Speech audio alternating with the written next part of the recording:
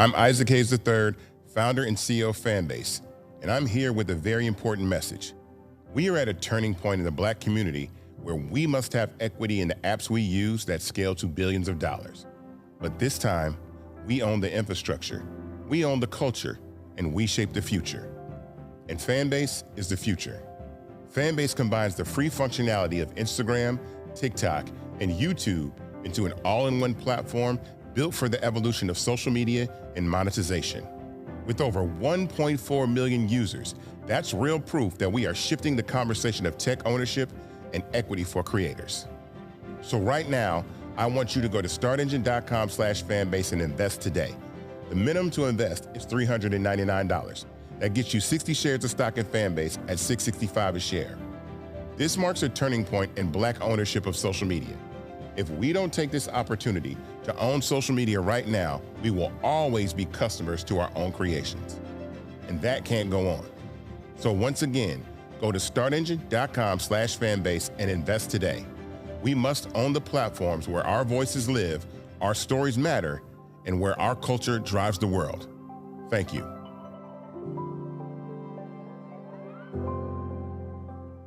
Folks, Black Star Network is here. Hold no punches. I'm real revolutionary right now. Black power. Support this man, Black media. He makes sure that our stories are told. Thank you for being the voice of Black America, Roland. Stay Black. I love y'all. All momentum we have now, we have to keep this going. The video looks phenomenal. See, there's a difference between Black Star Network and Black-owned media and something like CNN. You can't be Black-owned media and be scared. It's time to be smart. Bring your eyeballs home. You dig?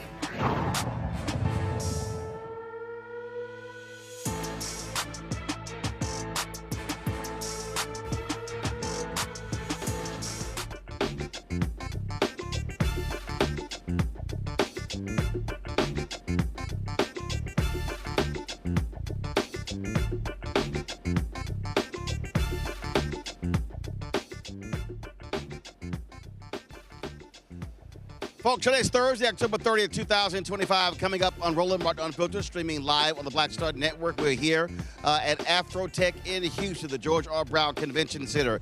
We'll hear from experts talking about how technology can help you with your budget. Also, the issue of mental health. We'll also talk to Ryan Wilson, of course, with The Gathering Spot, talking about how do we build and grow Black-owned businesses. Cybersecurity is a huge issue. How to protect yourself from being scammed. We have all of that on today's show. Plus, I took a tour of the Expo Hall, got an opportunity to check out these new software, these glasses from Meta as well as Snapchat. We'll show you some of that as well. I'm going to hop out to the plaza behind me and chat with some folks also in about an hour or so. Plus, on today's show, the Donald Trump-MAGA federal government shutdown hits day 30. And we are just a couple of days away from when SNAP benefits will not go out. And isn't it amazing how all these conservatives now despise folks who are on SNAP, which includes a hell of a lot of their voters. Also, critical races happening in Georgia with the Public Service Commission that impacts your utility rates. We'll talk with one of the candidates on the show. Plus, Virginia delegates are also looking at how do they change their districts in gerrymandering. The House has already moved on that. Lots for us to talk about. It's time to bring the funk right here on Roland Martin Unfiltered on the Black Star Network. Let's go. He's got it. Whatever the miss, he's on it. Whatever it is, he's got the scoop, the fact, the find. And when it breaks, he's right on time and it's rolling. Best believe he's knowing. Putting it down from sports to news to politics. With entertainment just for kicks, he's rolling. It's on go, roll, y'all. It's Roland Martin, yeah.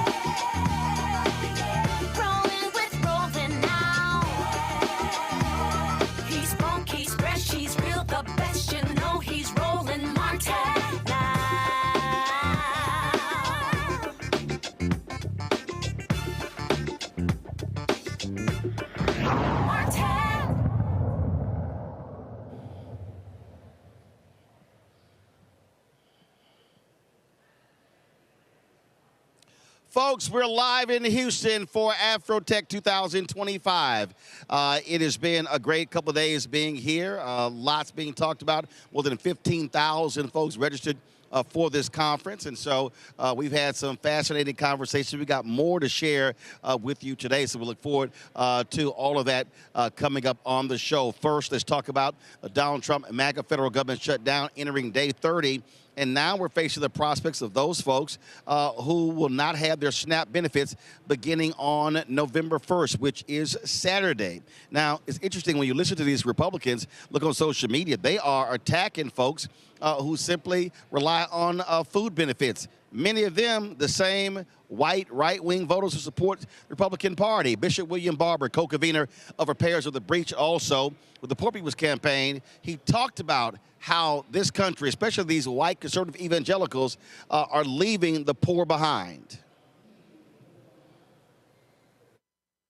We come here today because our faith demands it. Jeremiah 22 says that when we come to the places of power, we're supposed to say to leaders, rescue the people from the oppressor's hand. We're supposed to say, don't do any violence or pass policies that will kill and destroy people's lives. And we are supposed to have good news and welcome for the immigrant. Our text that Jews, Christians, and Muslims honor tell us that we must care for the least of these. And the question is not, did we pray? The question is, where were we when people were hungry? Where were we when they were thirsty? Where were we when they were immigrants and strangers? Where were we when they were sick? We are called to have good news to the poor.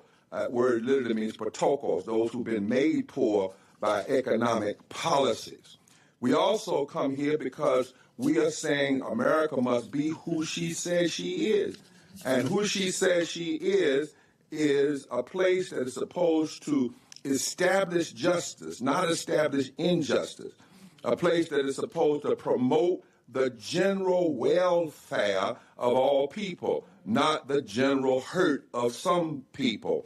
That we are supposed to be a place that provides for the common defense, not just the defense of the lobbyists and the defense of the greedy.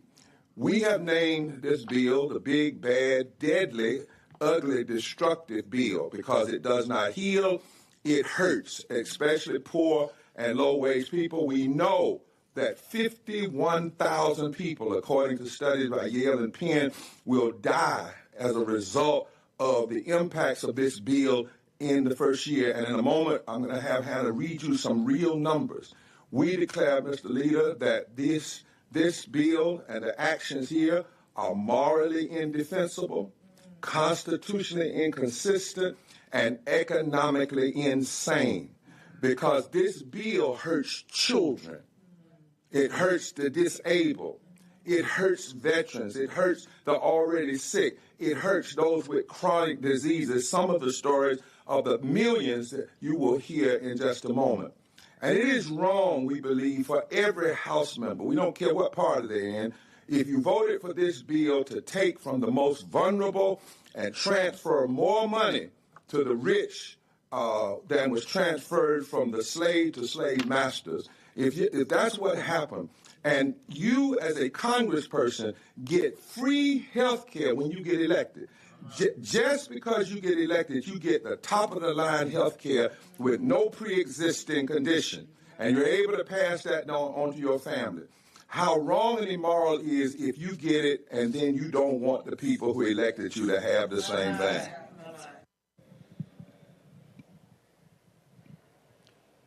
On Monday, Senate Chaplain Barry Black actually prayed for the federal government to shut down to actually end. Let us pray.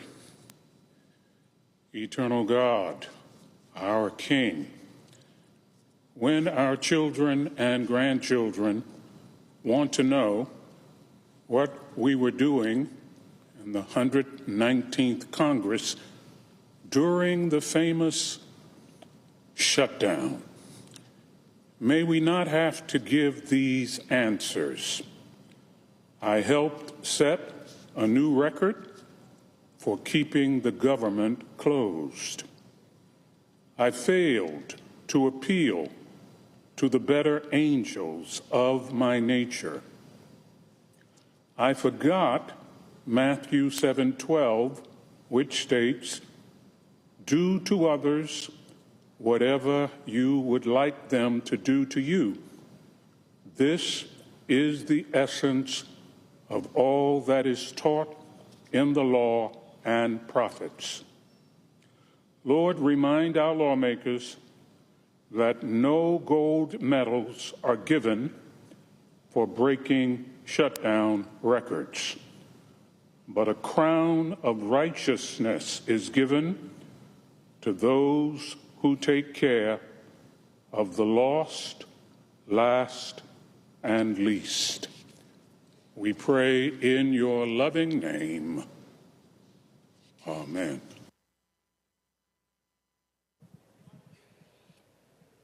House Democrat leader Hakeem Jeffries called out Speaker Mike Johnson, laying out the real reason why SNAP benefits will not go out on November 1st, which is Saturday. This is day 30 of the Trump Republican shutdown, and House Republicans remain on vacation. They've canceled votes for 5 consecutive weeks. House Republicans are missing in action. Yet, Speaker Mike Johnson is saying the quiet part out loud. It's extraordinary that earlier today, Mike Johnson admitted that Republicans are willing to starve hungry children in this country and take away SNAP benefits starting on November 1st so they can pressure Democrats into gutting the health care of the American people. That's what Mike Johnson admitted to just a little while ago. That's extraordinary. But it's what we know to be the case. For Republicans, from the very beginning of this presidency, cruelty has been the point. And what has been driving their policy agenda is to make life better for the wealthy, the well-off, and the well-connected. That's what the one big ugly bill was all about. Largest cut to Medicaid in American history, ripping food away from the mouths of children, seniors, veterans, and families. And all of this was done to provide massive tax breaks to their billionaire donors. And now, as we approach November 1st, just 2 days from now, the beginning of open enrollment, tens of millions of Americans, including many in the state of Louisiana, are about to experience dramatically increased premiums, co-pays, and deductibles that will bankrupt them. All right, folks, I'm going to bring my panel right now. Dr. Greg Carr, Department of Afro-American Studies at Howard University. Glad to have Greg here. Dr. Nola Haynes, Georgetown University School of Foreign Service out of Washington, D.C. We'll be joined shortly by Eugene Craig, CEO of X Factor Media out of Baltimore, Maryland. It's been quite hilarious, Greg, to sit here and listen to a lot of these Republicans. You take Senator Tommy Tuberville, truly the dumbest member of the United States Senate. How they are so critical of all these people who want SNAP benefits. 750,000 people in Alabama receive SNAP benefits. Then we'll talk about Medicaid as well. So does Tommy Tuberville not think a lot of the folk who get SNAP, he thinks they're not a bunch of broke-ass white people? You know, I thought about that, Roland. I think we all did. Thinking about a place like Leeds, Alabama, for example. I think it's where Charles Barkley is from. I was past Leeds on the way back to Atlanta. I was in Montgomery, Birmingham, actually, earlier this summer. And I think, what if Charles Barkley had decided not to go to Auburn from Leeds, Alabama, where folks in that little community need assistance? Tommy Tuberville should ask himself a question if he has the mental capacity, because he is not only he's the dumbest member of the Senate, he might be the stupidest human being to ever hold elective office in the United States of America. But I wonder if he asked himself how many of his players at Auburn University came from families that needed food assistance. But more importantly, and I saw Luke Campbell tweeted this out today with attached to this video of him making these stupid remarks. He's saying that perhaps the players, black and non-black, who play for Auburn and a lot of these schools should reconsider going to these schools in states where the people who are elected to office to represent them and help them are treating them as if they are somehow a cancer.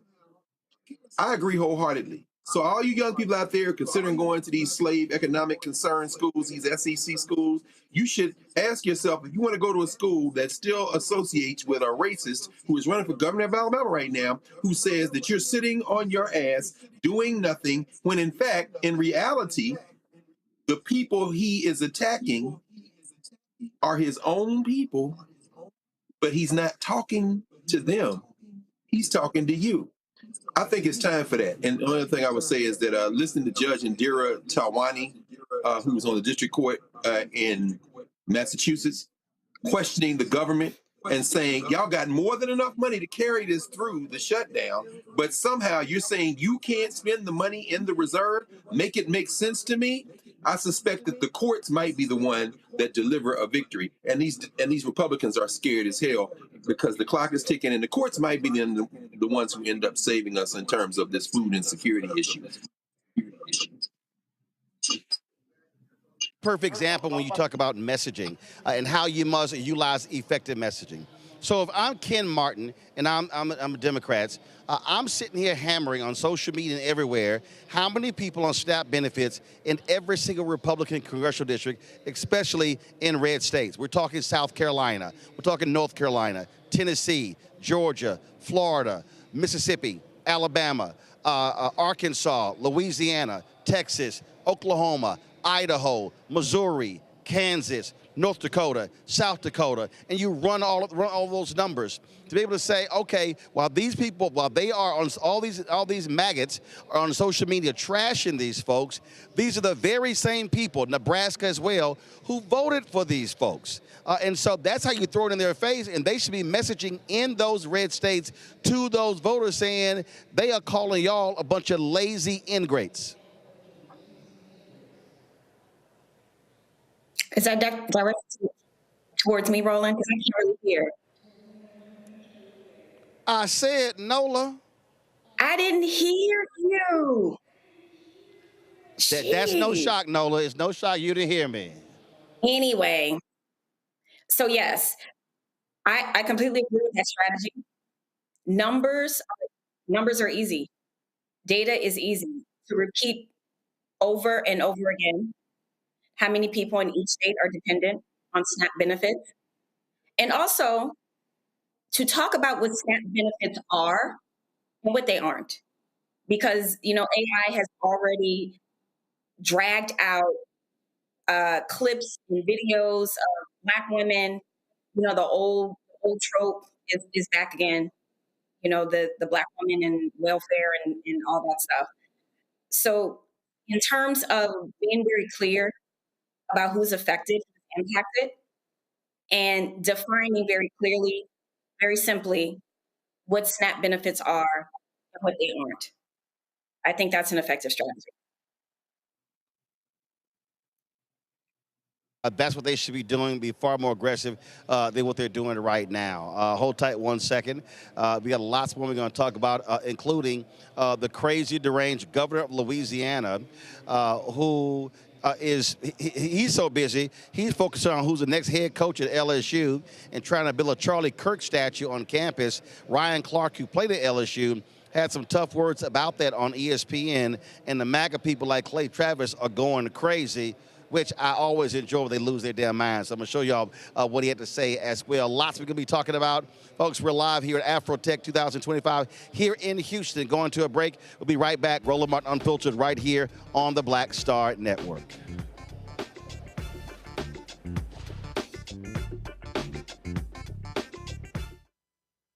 In the military, I gave orders, and they went a lot further than they do around here. If there's one thing I've learned as a mom and foster parent of more kids than I can count, Investing in their future isn't a choice. In Richmond, I'll fight for Stafford's fair share for our schools. Smaller class sizes, better teacher pay, and more vocational training. I'm Stacey Carroll, and I'll fight to get our kids' future in order. Nicole Cole knows the cornerstone of a successful life starts here. Virginia Public Schools gave Nicole an excellent education. They helped her become a small business owner, family financial planner, mother, and community leader. Now, after 4 years on the Spotsylvania School Board, Nicole is running for delegate to meet the needs of all students. As our delegate, Nicole will fully fund our schools, raise teacher salaries, and help graduating students stay in our communities. Nicole Cole for delegate. For us, for our future. As a pastor, I hear a lot about trips to the doctor, bills piling up, jobs being lost. So as your delegate, I went to work writing laws that protect families, helping parents care for their disabled children, capping insulin costs, lowering prescription prices, and investing in our police and schools. I'm Josh Cole, and as your delegate, I'm working to keep us strong and safe. Hi, I'm Lavelle Crawford. I ain't wearing a bow tie today because I wanted to breathe. And you're watching Roland Martin Unfiltered.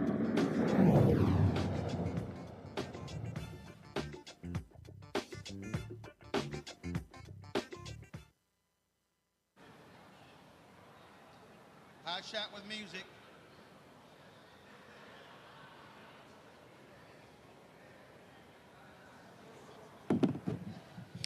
All right, folks, welcome back. We are here in Houston at AfroTech 2025. We talk about technology. It's not just, obviously, technology companies. It's really how does all of our lives intersect with technology. And there have been a number of folks we've been talking with here, individuals, of course, who are in for-profits, nonprofits, universities in here. How about social workers? And so that's what the conversation we're going to have. Joining us right now, there's the head of the National Association of Social Workers, Dr. Anthony E. Street. How you doing? How you doing, Roland? Thank you for having me. All right, so what the hell are the social workers doing in AfroTech? So it's interesting, right? So as social workers, we are the largest providers of behavioral services in the United States. So as we're thinking about mental health and the way that people interact with technology, it makes it important for us to be at this space to really think about how we're designing technology and making sure that it maintains that human-centered approach. So what type of things have y'all been involved here, discussions y'all been involved here at AfroTech? So we had a main stage conversation on the innovation stage with myself, the CEO of NASW, the CEO of APA, Arthur Evans, and the CEO of NAMI, the National Alliance on Mental Illness, to really talk about the full spectrum of mental illness and how technology should be incorporated as a preventive method, but also intervention. So take that, just take it from here to those social workers. How are y'all working as sort of the bridge as well for them to integrate technology into their work? So we look at it from a policy standpoint, but also a practical standpoint. So the more that we are thinking about telehealth, the use of virtual reality, the use of augmented GPTs, and how people are engaging with them, it really does give an opportunity for us to be on the front end of that design. So really in prevention, making sure that people understand the risk of engaging with technology and using GPT for like companionship and therapy, but also how can we use VR as a way to help somebody with exposure therapy or PTSD? Where are they doing it well? That's a great question. So there are a lot of technologies out there that do really well on prevention and teaching people around meditation and yoga and those preventive kind of measures. We're also looking at technologies that get into the treatment and intervention. If there's an intervention out there or a technology out there that does CBT, which is cognitive behavioral therapy, 9 out of 10 times it's going to have positive effect on the mental health of anybody using it. For that social worker, they may be overburdened. They may have lots of clients that they're actually dealing with. And so in terms of a ratio, are people seeing folks directly, individually, or are you seeing an increase in virtual?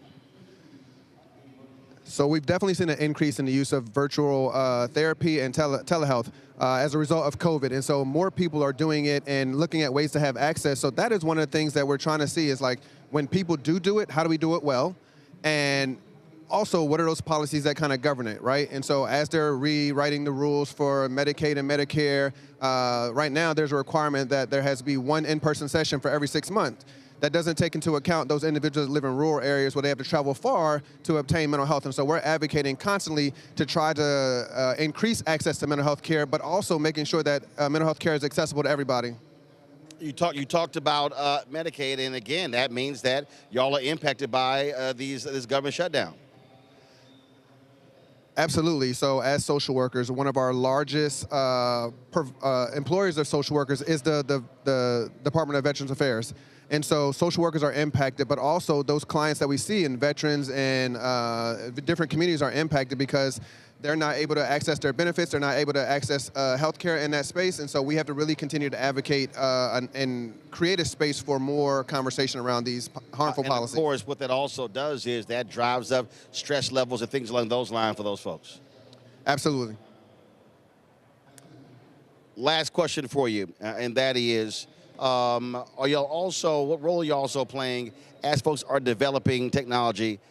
How do you want them to be utilizing your expertise on the front end versus the back end? Yeah, so I think that's a great question. One of the things that we are looking to do down here is partner and make sure that as we're thinking about technology and innovation, that it has to remain human-centered. I think the second thing that I want to say is that, equity and diversity have to be at every stage of development. So the more that we're thinking about how Black people are interacting with technology, we also have to make sure that Black people are on the design and development of that technology on the front end, not just on the application end. And lastly, making sure that the development of technology is cross-sectional. Everybody in here has experienced mental health on one part of the continuum or the other, right? And so we have to think about it from a workforce standpoint, but also a utilization standpoint. All right. Well, sounds good. We're certainly glad that y'all are here sharing valuable insight, gaining knowledge as well to bring it back. Last question. How many total members do you have? So we are the largest professional membership organization for social workers. We have about 110,000 members currently and always looking for more. All right, then. All right, Frat, we appreciate it. Thanks a lot. I appreciate you. All right, folks, got to go to break. We come back. I'm going to step out here in the AfroTech Plaza to chat with some folks. We're also going to hear from a budget expert on how technology can help people when it comes to managing their money. In addition, we'll talk to Ryan Wilson, co-founder of The Gathering Spot, about in terms of how do we really build and grow and sustain Black-owned businesses. Cybersecurity is also a critical issue, something else we're going to be hearing from an expert in that area. Plus, Virginia's talking about redistricting. We'll talk about a little bit about that. And then, of course, this Charlie Kirk statue on the campus of LSU. I keep telling y'all, these MAGA people, they believe in their own little gods, and we're seeing that play out right now. So lots for us to cover. Folks, you're watching Roland Martin Unfiltered on the Black Star Network. Don't forget to support the work that we do. Join our Bring the Funk fan club. Every dollar you give goes to support the work that we do. You want to give me a cash app, use the Stripe QR code. You see it right here, bottom left-hand corner. PayPal is R Martin Unfiltered. Venmo's RM Unfiltered. Zelle, Roland at RolandSMartin.com. Roland at RolandMartinUnfiltered.com. Of course, checks and money orders make it payable to Roland Martin Unfiltered. P.O. Box 57196, Washington, D.C. 20037 7-0196. Also, we'll be also showing you when I walk the floor of the expo hall, showing you some really interesting technology from the folks at Snapchat and Meta with these creative glasses. So lots to cover here at the George R. Brown Convention Center in Houston, my hometown. We'll be right back in a moment.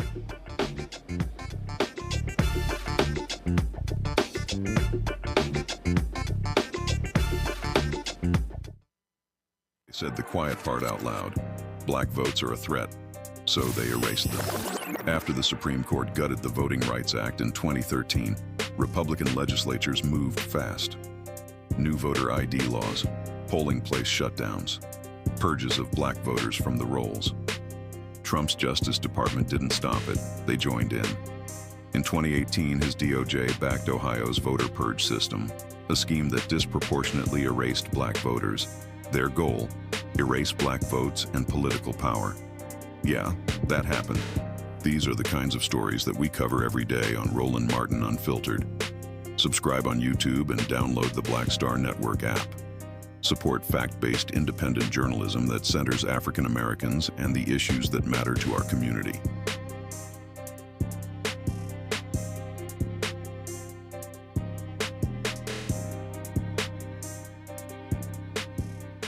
I'm Tasha Cobbs, and you are watching Roland Martin Unfiltered.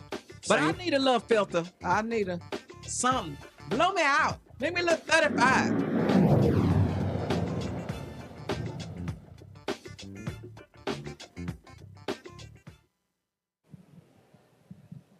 Folks, welcome back to AfroTech here in Houston. I told you the other day that Louisiana Governor Greg Landry, Jeff Landry, is an absolute idiot. He got involved in the firing of Brian Kelly, the LSU head coach. Now he's like, oh, the AD Bob, AD Scott Woodard is not going to have any role in it. Now he's championing building a Charlie Kirk statue on the campus of LSU. Well, Ryan Clark, who was a star at Louisiana State University, had a few words to say about that on ESPN's First Take. First off, it's the second most ridiculous thing he said this week. The first was standing on campus and saying he wanted to put a statue up of somebody that doesn't represent the people of Louisiana, doesn't represent the players and the students at LSU, doesn't represent the executives that work there. That was the first dumb thing he said this week. This is the second dumbest, right? Amongst a lot of dumb things that he says. Scott Woodard, for whatever he is a man who got Jay Johnson, right? Last I checked, the 2025 Louisiana State University Tiger baseball team was in the White House getting the GAT recently, right? He was there in 2019 when it's one of the greatest college football teams of all time. He also was there when he said, you know what, we're going to go out and get Kim Mulkey, right? She brings a championship to the school with Angel Reese and with Flau'jae Johnson. And so to me, this is another situation of politicians poking their nose into things that they don't know about. And I honestly believe it was so he can get in front of a microphone and say, look at this connection I have to the president, and he likes to pick winners so he could placate to somebody he idolizes. You don't know nothing about football. There's enough going on in the state of Louisiana that needs to be fixed for its constituents. Well, I don't need you tweeting on Saturday night about what's going on in Tiger Stadium. There is too many issues happening right there under your nose that ain't got nothing to do with sports. Scott Woodard is a good man. Scott Woodard is a man that cares about LSU. In the greatest times, back in the day, he understood what it was like to be a part of a winner, and he's brought more winners back to the school. He didn't miss because Brian Kelly wasn't capable. He missed because Brian Kelly was no longer willing. Brian Kelly was no longer tapped in. Brian Kelly didn't care if the people of Louisiana cared about him, and he didn't care if the players knew that he cared about them. That's where it went wrong. Not in picking a man who was the winningest all-time coach in Notre Dame history. And so for me, it's emotional, clearly, and it pisses me off, but Scott Woodard deserves to pick the next head coach, and the governor should stay out of it. All right, folks, let's go back to our panel. We're joined by Eugene Craig. Eugene, these MAGA people really are stupid, Eugene. Really, a statue of Charlie Kirk ain't from Louisiana, don't know nothing about Louisiana. And Ryan Clark is absolutely right.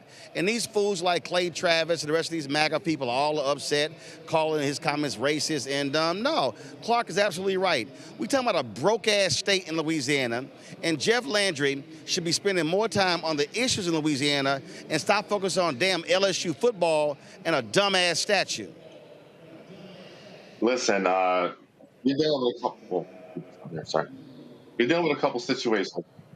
First and chiefly, Republicans, MAGA world, they're doing a lot around this whole around Charlie Kirk. You got DeSantis and the Florida General Assembly mandating that every college and university dedicate some streets to him. You got, Landry, Governor Landry here, want to dedicate statues to him. I say all the time on another platform, the closest thing some people get to God is being a victim that can't be questioned. And that's what they're doing with Charlie Kirk right now. He's a victim that can't be questioned. And so they're literally trying to make him turn from God. And the thing is this, what he did when he was on this earth was the antithesis of a lot of the communities, the constituencies, and the institutions that they're trying to force to recognize him and acknowledge him. I would also say that the governor, yes, he has a lot of issues to deal with well before it gets to LSU football. I think LSU and LSU football probably take care of itself. And the thing is, it's also, as these folks are supposed to be small government folk, right? Small government conspirators. I think it's about right that you let LSU handle LSU's issues on their own. For a very long time, Republicans preach government close to the people is best. So let the AD and let the universities find their next book. Stop trying to micromanage. These crazy MAGA folk, Nola, they really think that Charlie Kirk was on par with Reverend Dr. Martin Luther King Jr. They think this dude is an actual saint.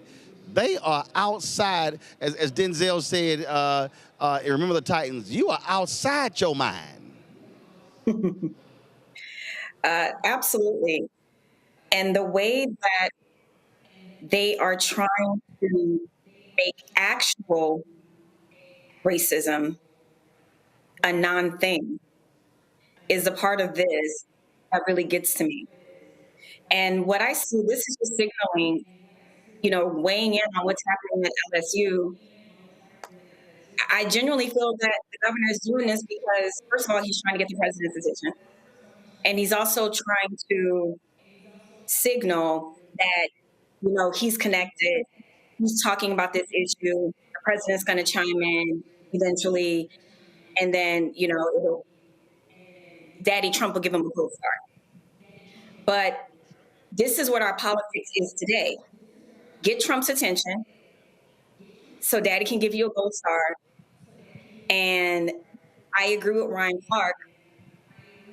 Sports are too inundated with these sort of personalities, with these people who own these clubs, who have allegiance to the Republican Party. Right. And then that then filters into the way that business is done, where actual Black men regarding football, basketball, are out there putting their bodies on the line for their schools and their football clubs and all these things. What does that say to them when you want to erect a statue of someone who wasn't ostensibly racist? He was. And to make that seem like that's free speech, to demean and diminish the impact of some of the things that he said, basically is just saying Black folks, oh well. Just like the country just wants to let in white people from South Africa. All of these actions are blatantly racist. The thing for me, Greg, he literally said, let's erect this statue as a symbol of free speech. Like I said before, how about you just do a statue of the First Amendment? I think that's probably the most prominent way to commemorate the free speech. Yeah. I'll be very clear about what I'm about to say. I embrace them putting a statue of Charles James Kirk up in Baton Rouge at LSU. I absolutely embrace it. And I'll tell you why. The good brother Ryan Clark is an example of just how far we have regressed since the days when Paul Bear Bryant, late of Texas A&M and then the University of Alabama, saw his team defeated by a USC team that featured Sam Bam Cunningham, the brother of Randall Cunningham. And after the game, Sam Cunningham tells the story of how Bear Bryant took him to the Alabama locker room, an all-white locker room at the time, stood him up in front of his players that had just been defeated and said, this is what a football player looks like. Shortly thereafter, if you go to an Alabama football game, you would think it was an HBCU. Donald Trump came to the Alabama LSU football game in 2019 with his picture wife. I don't know where she lives, but I know for that moment she was in Tuscaloosa. And got a standing ovation from the crowd. The following year at the national championship game, when LSU played Clemson, he came to the game and got an ovation from the fans. Please understand, Brother Ryan, I'm with you as far as it goes, but when you start talking about ball chasing, as if it is not part of the fabric of white supremacy in this country, you, my friend, have become a useful tool in the advancement of white nativism and nationalism. Where am I going with this? Put the statue up, baby. And if you are a basketball player, women's or men's basketball, if you are a volleyball player, women's volleyball, if you are a track athlete, if you are a football player, black or non-black, you should then say, I will not play at Louisiana State University. I will not play at Alabama University or Auburn University or the University of Tennessee or the University of Georgia. You see, what you got to understand is that sports is at the heart of white supremacy in this country. Ever since they had two black men slapping the hell out of each other on a plantation at the roots of boxing. I want a statue of Charlie Kirk up. Because if you remember what happened the night before James Meredith integrated the University of Mississippi, it was the governor of Mississippi, Ross Barnett, who led the pep rally for segregation as they waved the Confederate battle flag. And if you know about Ole Miss, you know that while those black players continue to feed the maw of Mississippi, they have a statue of James Meredith on that campus that was found wearing a noose. And the young American Negroes continue to chase the ball up and down the field for Ole Miss.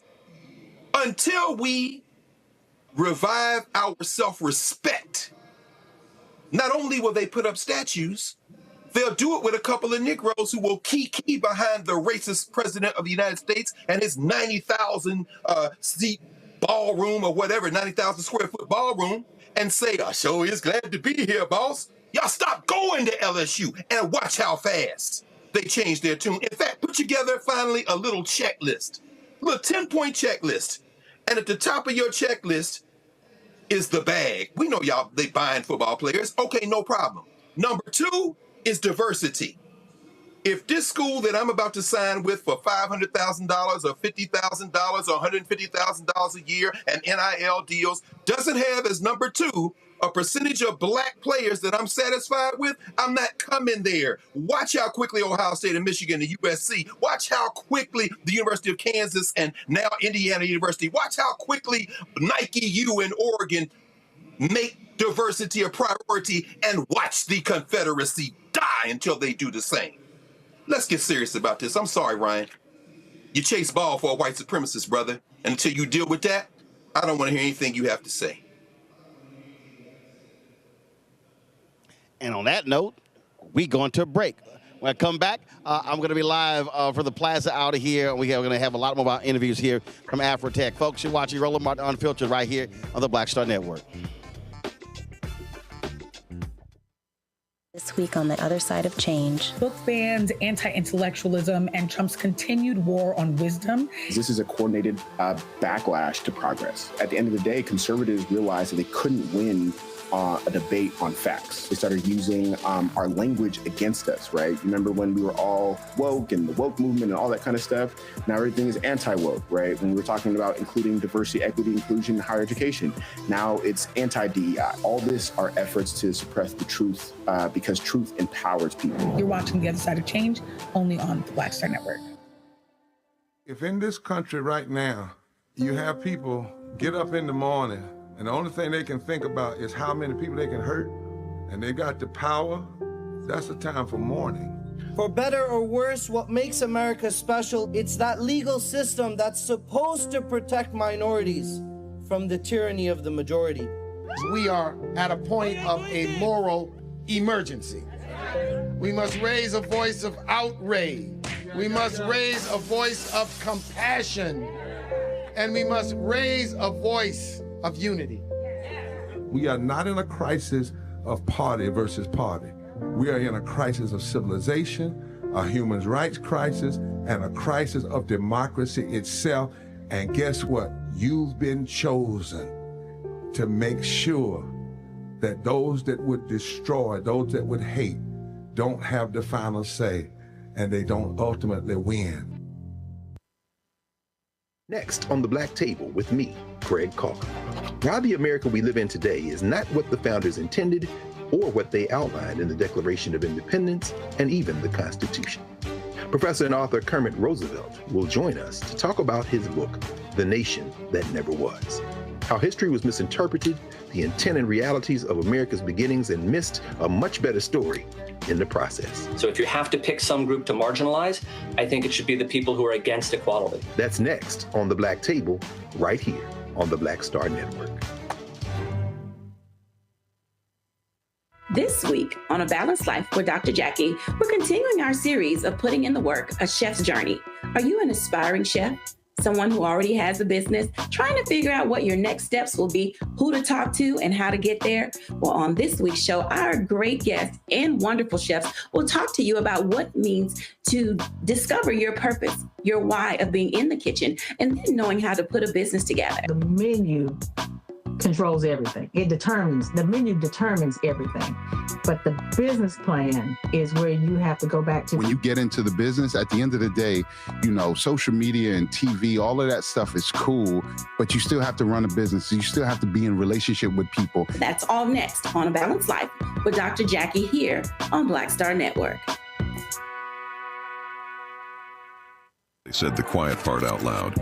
Black votes are a threat, so they erased them. After the Supreme Court gutted the Voting Rights Act in 2013, Republican legislatures moved fast. New voter ID laws, polling place shutdowns, purges of black voters from the rolls.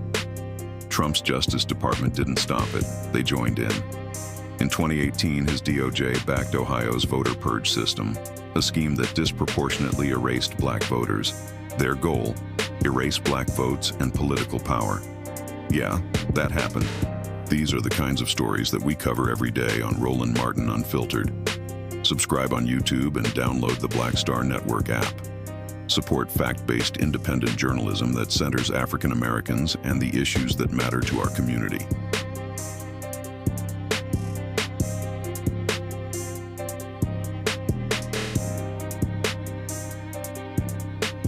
How you doing? My name is Mark Curry, and you're watching Roland Martin Unfiltered. Deep into it, like pasteurized milk without the 2%. We getting deep. You want to turn that shit off? We doing the interview, motherfucker.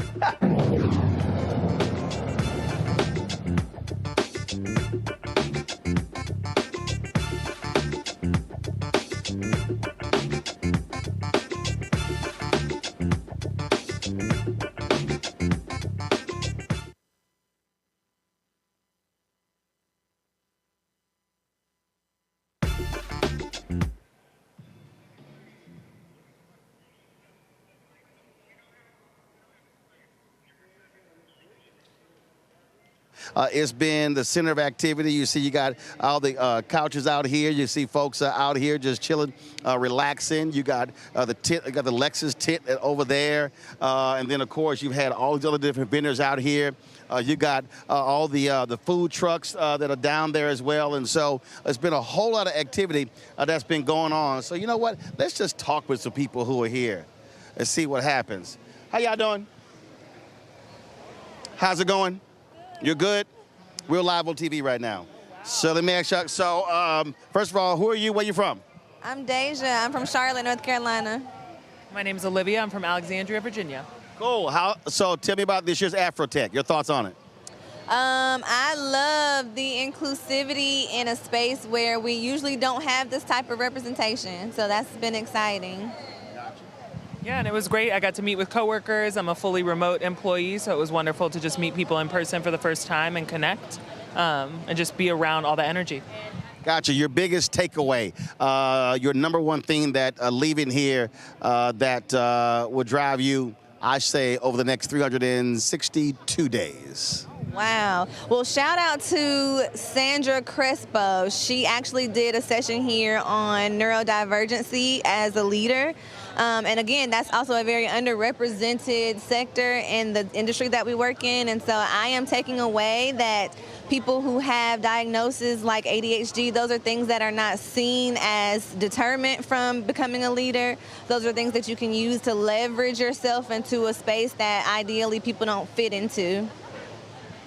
And I think for me, it's to question things, stay curious, ask questions. I listened to a speaker this year and last year who said, if you have a question, it's probably because you have part of the answer too, so stay curious and keep asking. So, yeah. All right, I appreciate it. All right, y'all take care. All right, then. All right, enjoy. Let's go on down here, y'all. Let's check with, what's up, guys? How you doing? What's your name? Quentin. Where you from? Pittsburgh. How about you? My name's Hassan. Say it again. Hassan. Where you from? From Pittsburgh. All right, then. Just give me your thoughts on this year's AfroTech. It's my first time as well as Hassan's, and honestly, it's a very, very good event for my first time too, because I made a lot of connections, and I'm in college. Where? University of Pittsburgh, and I'm very happy I got to be here. It's a blessing because I made a lot of connections and learned a lot. So yeah, and I plan to go next year as well. It's here next year. Yes. Yeah, there you go. There you go. How about you? He downplaying it, man. This is lit. Being with my people, being with all my people here. I've never been to an event like this with a whole bunch of black people who's interested in the same things, you know, tech. Network with a lot of people. Got a whole bunch of like internships and job offers lined up. So yeah, without this event, I don't know what I'll do. This is a good opportunity for young black people. All right. Yeah. I appreciate it, bros. Y'all take care. Thanks a bunch. All right, let's go on over here. Now, these folks, they stand in line for photos, y'all. So let's go ahead and holler at them. All right, since all y'all just waiting on photos, y'all ain't got nothing else to do. I'm going to ask y'all a couple of questions. What's your name? Where you from? Yolanda Collins, and I'm from the Bay Area. Cool. How about you? Simone Austin from Durham, North Carolina. Cool. And your thoughts on this year's AfroTech? Absolutely amazing. Absolutely amazing. I love it. It grew from over the years. I've been following AfroTech for a long time. And how many times have you been to the conference? 3. 3. Yes. This is my first time, so I was very blown away. It's a lot of people here, so I'm looking for a job, and it's been really good. I met a lot of great recruiters, so it's a fun time. All right, cool. Sounds good. I appreciate it. Thanks a bunch. All right, how about y'all? Where you from, bro? I'm from Seattle, Washington. Gotcha. My name is Abdul Hakeem Zongo, but I just go by Hakeem.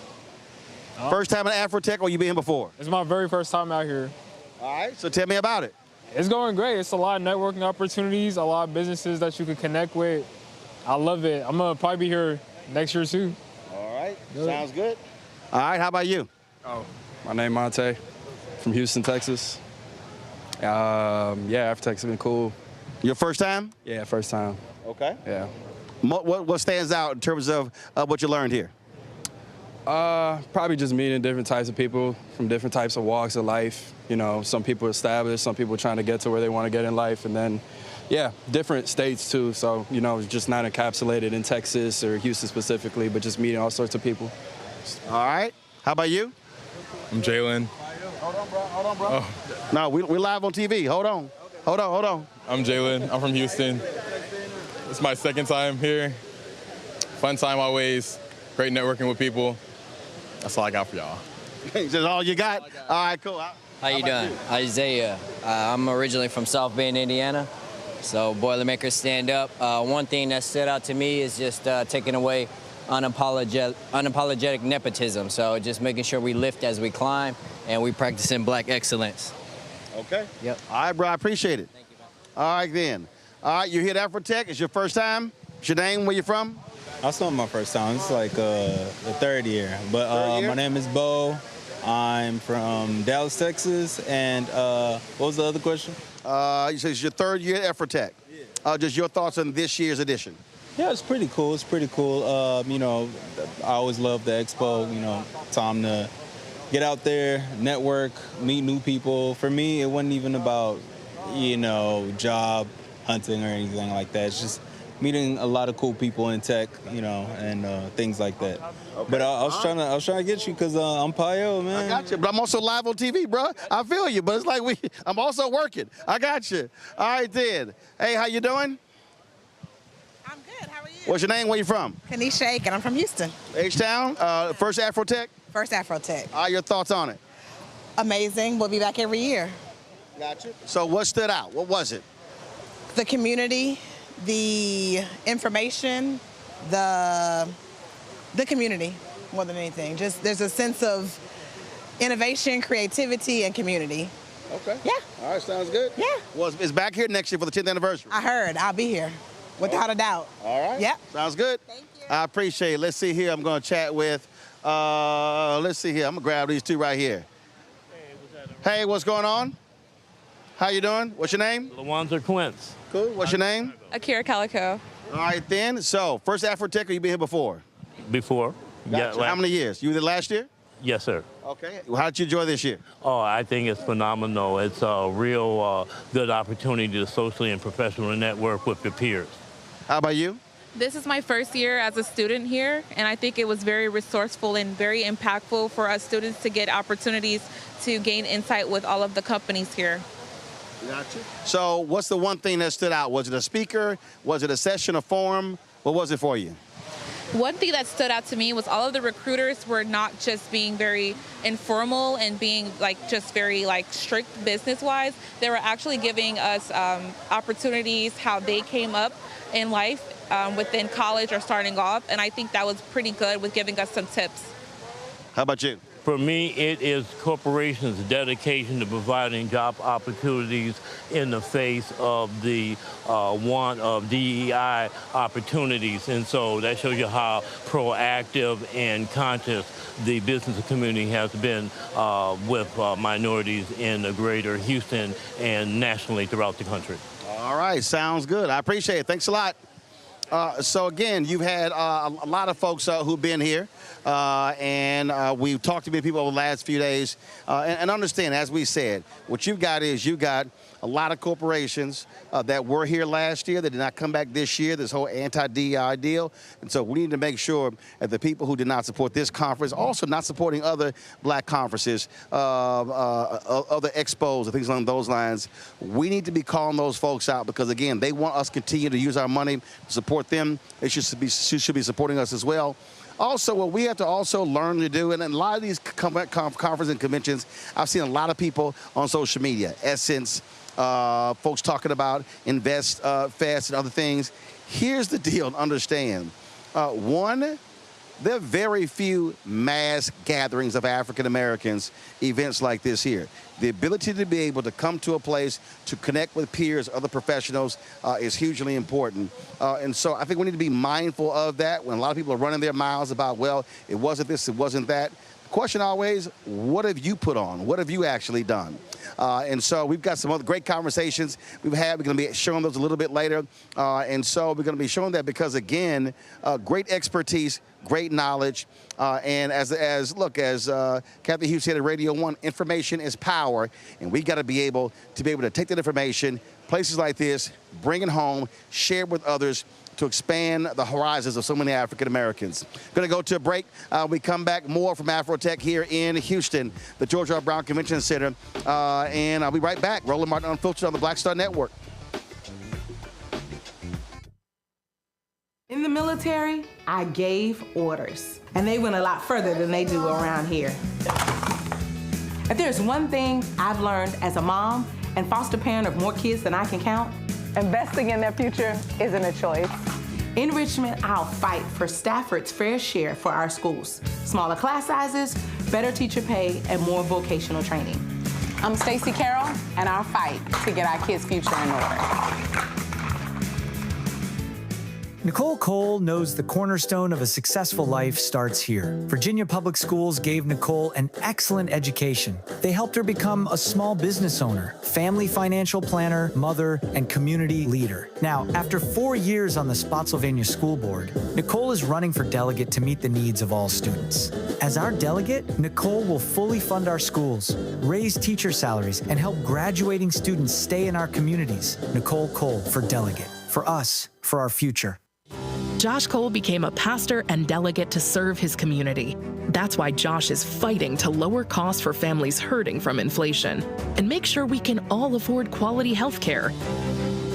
But Sean Steinway has embraced his MAGA backers who support Trump's mass firing of federal workers and the MAGA plan to ban abortion with no exceptions. We deserve better than Sean Steinway. I'm Josh Cole, candidate for delegate, and I sponsored this ad. Hatred on the streets, a horrific scene, a white nationalist rally that descended into deadly violence. White people are losing their damn minds. as an angry pro-Trump mob storms the U.S. Capitol. We've seen Shutdown. We're about to see the rise of what I call white minority resistance. We have seen white folks in this country who simply cannot tolerate black folks voting. I think what we're seeing is the inevitable result of violent denial. This is part of American history. Every time that people of color have made progress, whether real or symbolic, there has been what Carol Anderson at Emory University calls white rage as a backlash. This is the rise of the Proud Boys and the Boogaloo Boys. America, there's going to be more of this. Here's all the Proud Boys, guys. This country is getting increasingly racist in its behaviors and its attitudes because of the fear of white people. The fear that they're taking our jobs, they're taking our resources, they're taking our women. This is white fear.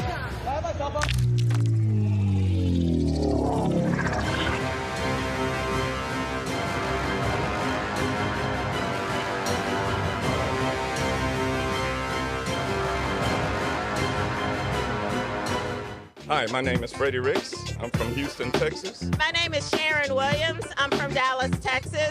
Right now, I'm rolling with Roland Martin, unfiltered, uncut, unplugged, and undamn believable. You hear me?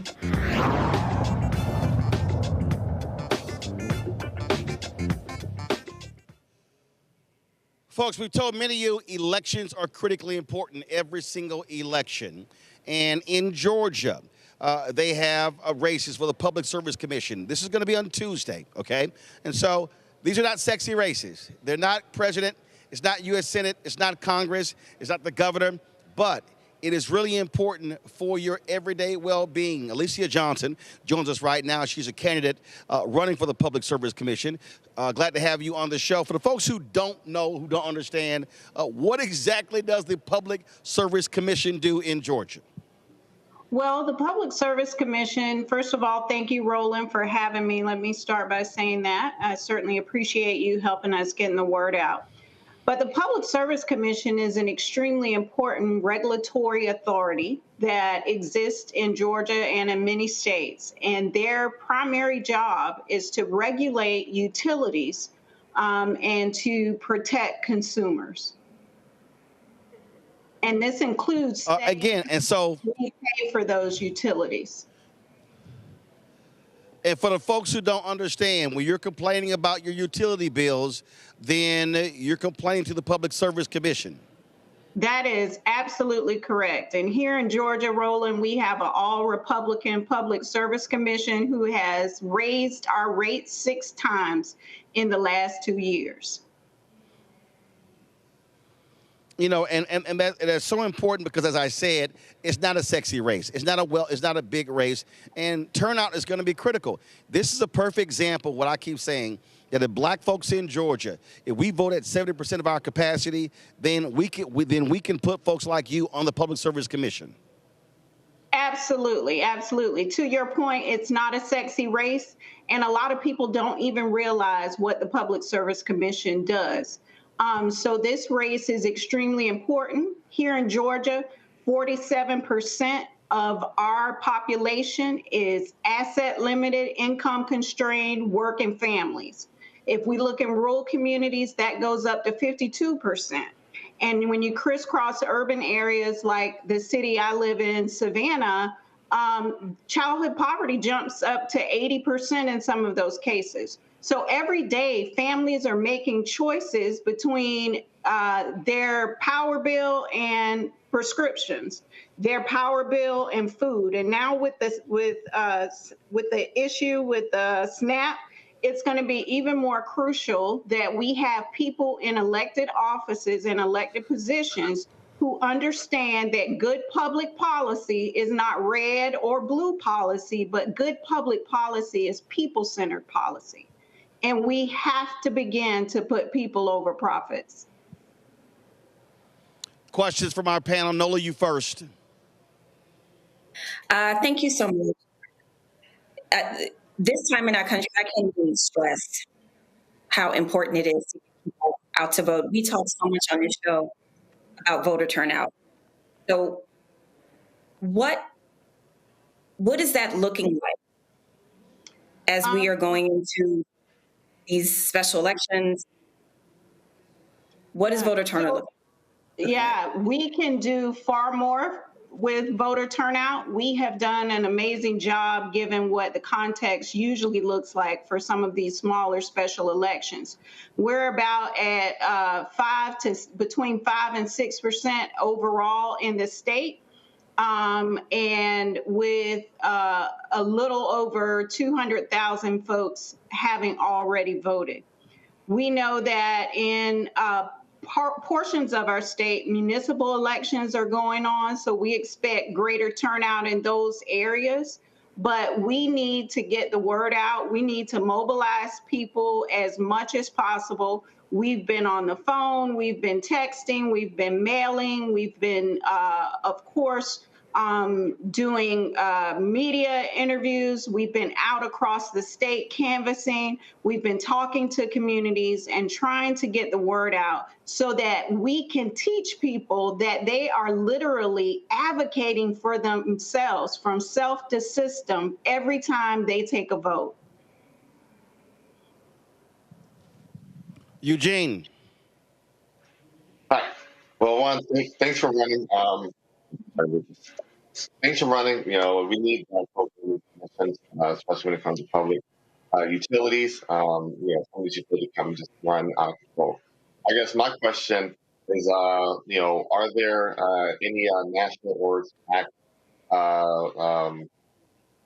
organizations coming in to help fill that gap, being that it is an off-year election, and then more importantly, it's an off-year election in a place where, you know, folk aren't necessarily used to off-year elections. Right.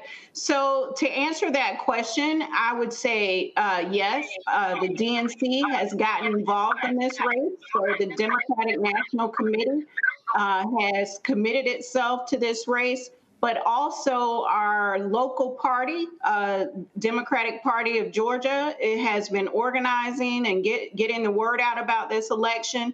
And then all across Georgia, grassroots organizers, volunteers have all rallied together to stand behind this race and to push it forward and to make certain that people are aware and that they understand that they have the power to elect a commissioner who is a regulator and not a rubber stamp for our utilities. All right, then. Well, Alicia, good luck. Again, this is one of the races. People need to understand it's a statewide race. We can actually play a huge, huge role in it. And so good luck on Tuesday. All right. Thank you, Roland, and thank you for having me tonight. I appreciate it. Thank you so very much. Folks, I am looking over some, give me 1 second. I'm looking at, lots of changes happening at CBS in this just in. Variety is reporting that Gayle King will be departing the CBS morning show next year. Of course, Barry Wise took over as editor-in-chief. You have lots of changes going on there as well. And so they are reporting again that Gayle King is going to be leaving CBS this morning next month. Also, some breaking news. The Associated Press is reporting that the Department of Justice is investigating the Black Lives Matter movement. They said that, give me 1 second. I'm pulling this up here. First of all, subpoenas were issued, and so they're claiming that donors were defrauded out of services based upon those donations. And so we'll keep a tab on that as well. When we come back, more from AfroTech, including how to budget your money, the importance of black-owned businesses. We'll also take you into the walk and talk and the expo as well. So lots to share with you right here. Roland Martin Unfiltered on the Black Star Network.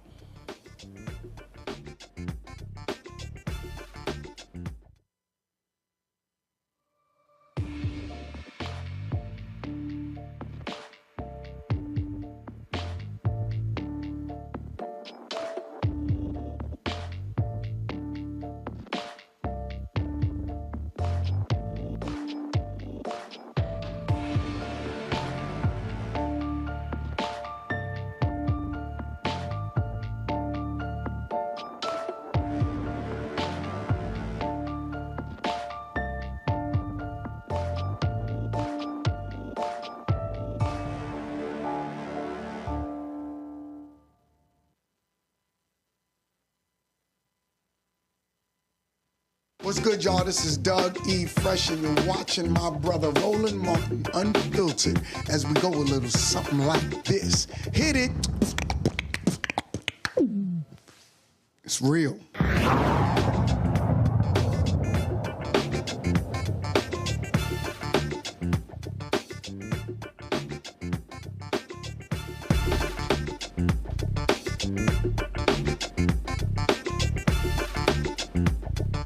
In Houston. Been having some great conversations. We want to share more of those with you. And a great conversation with a high-ranking exec at Google talking about their Pixel phones. And, of course, we had a little fun. Consider y'all know I'm Team Apple and she's Team Android. Check this out. All right, Adrian, let's talk Google phones. So, y'all, we're sitting here getting ready to do the interview, and Ben Crump calls me, and she's like, you really should have a Pixel phone. It really is the best phone. It is superior. She was being extremely shady with that. I'm just here to tell the truth. So it's on the table. I'll let it ride. So how is the Pixel phone the best? The Google Pixel phone. So first of all, I lead marketing for the Google Pixel organization, and there are so many ways. So you might want to just start by saying the winner of the best phone, which is like judged by technical experts, best phone 2 years in a row, Google Pixel. Okay? It is. But how is the best? What does it do? From a technology perspective, the camera is the best camera in the business. And you can do, when you start to add Gemini, if you start to integrate what Gemini can do for your camera. So we've always been the best camera. I think you know that. So we got Gemini, we got Aquarius, we got Leos. So I'm a Scorpio. Our generative AI is called Gemini. Now, what is true is y'all gonna name AI something I call Scorpio? Yes, I got You know Scorpio. what, I'm a Scorpio, but the answer is Gemini. And so what Gemini does for your camera is it makes it even better. Okay. We also have a tensor chip that allows your phone to be faster. The battery life is stronger. The hardware is differentiated, so our hardware and craftsmanship is incredible. Y'all AirDrop. That, first of all, unacceptable.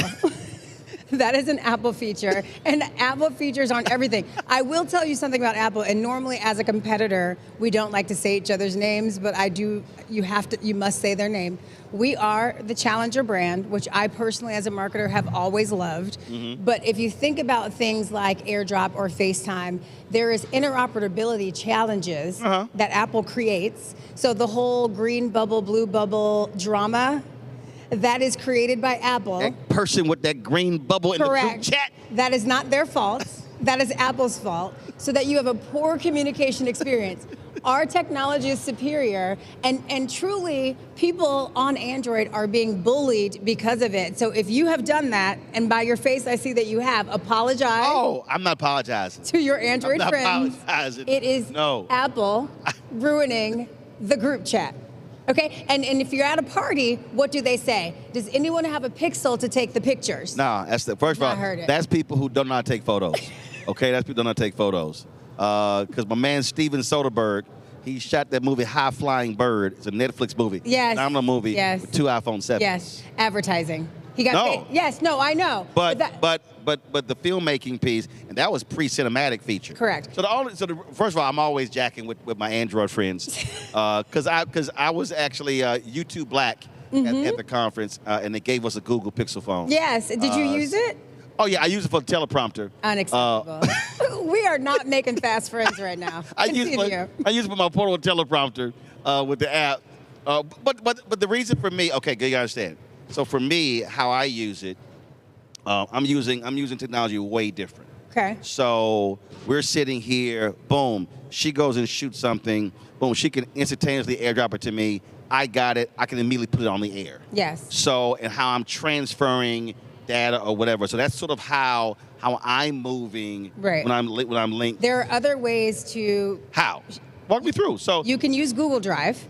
Everybody has Google Drive. Right, but that's like I gotta. You're dropping it into AirDrop. You can drop it into Google Drive, and then you could share the drive, and everybody has the same files. And what's different about how Adrian, you adding all kind of steps. You adding steps. See, sometimes I'm looking at speed. Okay, but efficiency. but what we like to look at is speed, efficiency, but quality. And I guarantee you the content you're capturing on that phone, and I'm sad my Pixel is not on this table. Yeah, where your Pixel? The content, it's right there. The content that you're getting on your bring phone that Pixel over here. Bring that could Pixel over be here. better, but you're choosing to follow the crowd and do what everybody else is doing. And this is not how it strikes me with you, Roland. You strike me as a man that makes decisions on his own. I do. I did not think this was going to be this interview. I'm not choosing to follow the crowd. What I'm saying is, again, you could use this. You go. And also, aesthetically, it's better. Okay, here we go. It's sleeker. It's smoother. The camera is better. Take my Gemini, case off, look at that. Look at that. Here. I got a sleek phone. And from an AI perspective, it is integrated into our device because of our stack. So it works faster, it understands you better. And so when you're in Gmail, or if you're in Photos, wherever you are, it knows where you are, what you need, before you even know it. It anticipates your needs. I don't really need AI because I have RSM. So What does Roland Sebastian Martin. I knew it. I don't need That's to. Right. Okay. Most boom. I'm quicker than Google, so we ain't got to search it. We already got. See, when the information is already here, we ain't got to search for it, Adrian. Okay. Noted. See, this speed is way faster. If we did a 6-month test and we came back to this stage and you gave me an A/B test recap, I guarantee you this would be a different. What I'm telling you is, I'm trying to tell how I use. I mean, literally, if I'm talking about, so I can sit here and take, boom, Shisu something, give me that SD card, pop it in here, pull it right into the phone. I can go right to the air. I'm connected already. Yes, but you do I can do screenplay. I can sit here Can I give you an example? Go ahead. So Complex Media.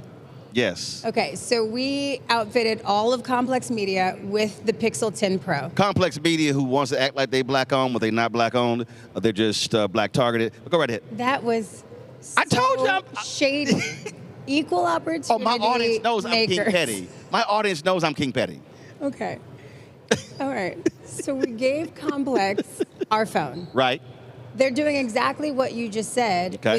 It's all an ecosystem. So to not switch just because you're locked in, which is what they do, just because they've locked you into an ecosystem is not a reason. The Complex team's content is a higher grade now. They would tell you that because they're using our devices. They just don't really know how to shoot. See, I went to Jack Yates High School, Magna School of Communication. Yep. So, Yep. I've been doing this since I was 14. Right. So they late. See, if they were taught right at an early age, their stuff would look better. Fair. I'll let the head publisher know. Yeah, let them know. It's them. Yeah, not the phone. Tell them look at Roland Martin Unfiltered, the Black Star Network, see how it's done. Okay, I will do. I will do. So what else? So in terms of marketing, what else are you driving, and how are you trying to? First of all, let's talk about the phones, though. Yeah. How it shoots black people. Oh, I mean, we have a feature. I didn't even tee you up for this one. So what? I told you I don't need the Google stuff, Adrian. What is very special about Pixel, and in all seriousness, Android. So I am new to technology. I came from the sport industry. I was at Nike for many years running North America. I was at Under Armour, Target, Gap, so consumer-led brands. What brought me to Google when they recruited me was the idea of their values and belief system, which is all about equity and accessibility, right? Google's about being helpful to absolutely everyone. And so when you look at the features that live within our device, we are making features so that everyone can see themselves. Got it. And that is something that I have always been very passionate about in storytelling. We need to see ourselves, and it's something that does not happen with a lot of the competitors in the space, but it is something in our make that we deeply believe in. So we have a feature on our device called Real Tone. And I wish I could show you the A/B on your phone versus ours, but it is built to pick up deeper hues, basically black and brown folks, who when you go and you take a picture with your white friends and you see your eyes and your teeth because your camera isn't picking up your beautiful skin tone, Real Tone, only found in Google Pixel and in Android devices, is built to pick up our tone, our color, and make us look as beautiful as we are and feel as proud as we are. See, I shoot some. All my friends are black, and I shoot some. If all your friends are black, you want this. But I shoot some great photos. Oh, Lord Jesus. My lighting is amazing. Okay, but your friends who are not as good as you Oh, they know. would feel the difference. They're like, let Uncle Roro shoot. We know. There is something, in all seriousness, about leading with our values. And this is what Google is about. Okay. We are entrepreneurial. We are always looking for what problem needs to be solved. Okay. And I'm dead serious when it comes to accessibility and equity. Everybody should look good. Everybody should feel good. And it is true that a lot of camera technology is not built to pick up our skin tones. And so you can rest assured with our device, you are going to look stunning. And that is not a line. So here's the whole deal. First of all, it ain't like Apple is not a sponsor. Their CMO won't even take a meeting with me. See? And look at us Which here right now. I told Spike Lee. That whole deal. Tim Cook, you know that too. And so, I have no problem. Shots are fired. I got no problem calling names because I don't have a boss. I own it. So here's what we're gonna do. So we're gonna test a couple of your phones.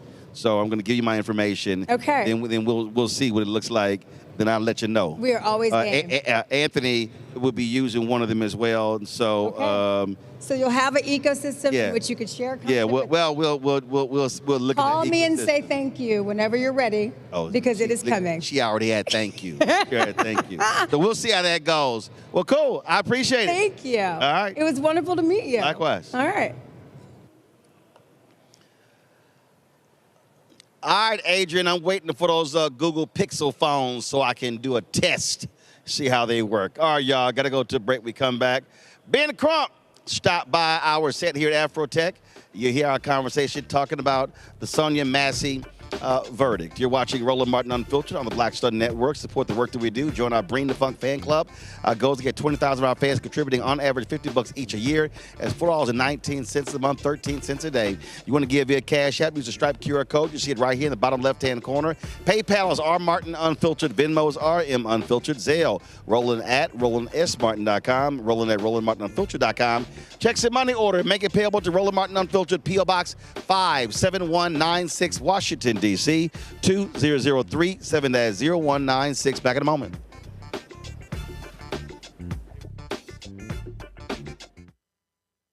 This week on The Other Side of Change. Book bans, anti-intellectualism, and Trump's continued war on wisdom. This is a coordinated backlash to progress. At the end of the day, conservatives realized that they couldn't win a debate on facts. They started using our language against us, right? Remember when we were all woke and the woke movement and all that kind of stuff? Now everything is anti-woke, right? When we were talking about including diversity, equity, inclusion, and higher education, now it's anti-DEI. All this are efforts to suppress the truth because truth empowers people. You're watching The Other Side of Change, only on the Black Star Network. Me, Sherry Shepard, and you know what you're watching, Roland Martin Unfiltered.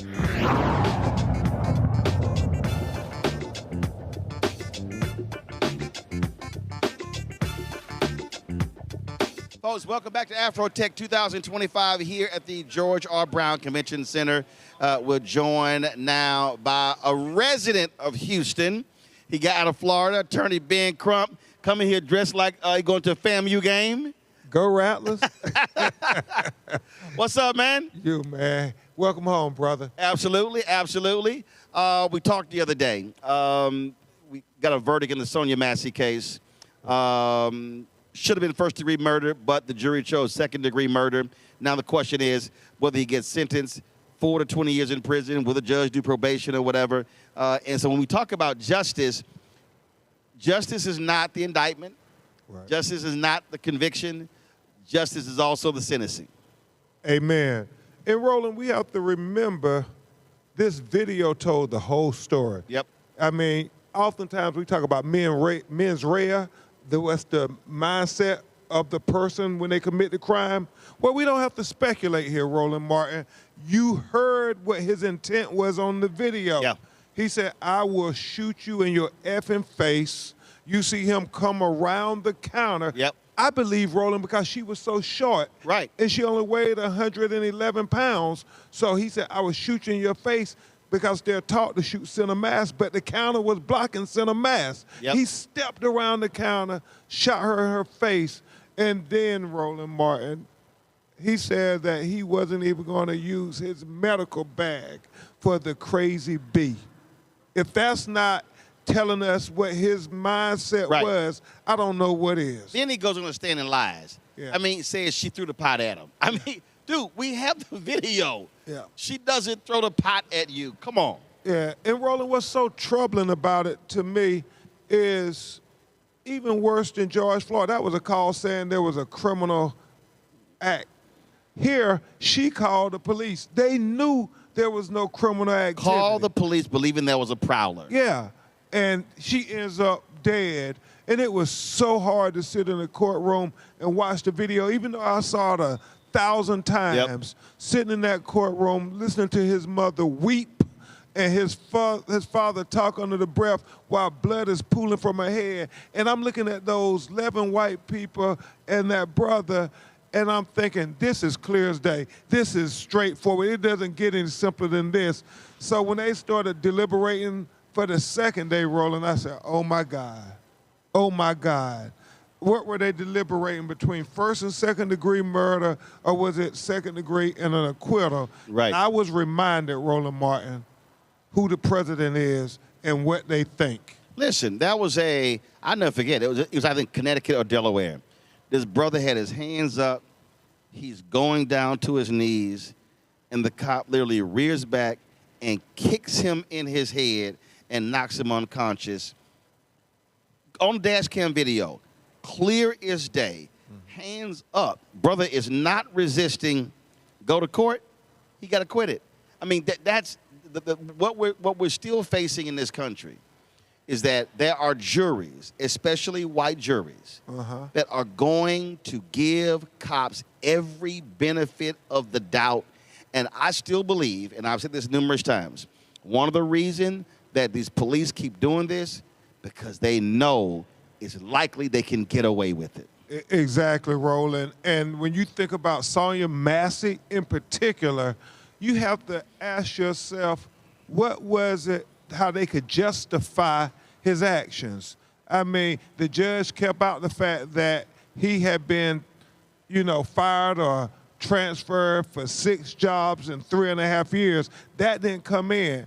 And so you're saying, would that have made them say this guy should be convicted of first-degree murder? I was asked a question, and I said a funny lawyer joke, not to take away the seriousness of the issue.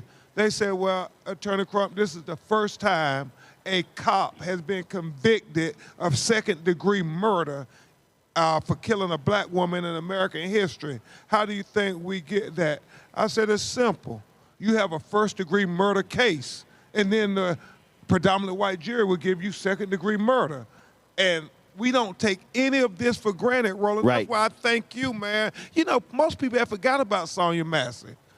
And if we didn't have black media, black social media saying her name, white mainstream media have forgot about it. It wasn't until the conviction they started covering it. I had a woman come up to me last year thanking me for when I recite names for mentioning John Crawford.